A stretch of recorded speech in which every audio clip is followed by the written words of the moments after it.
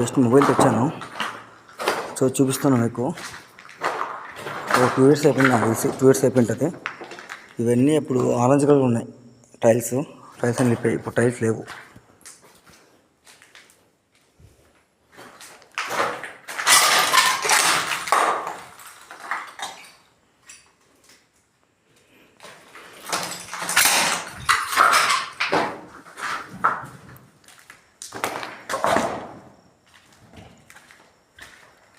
ఈ రూమ్లో sounds friends.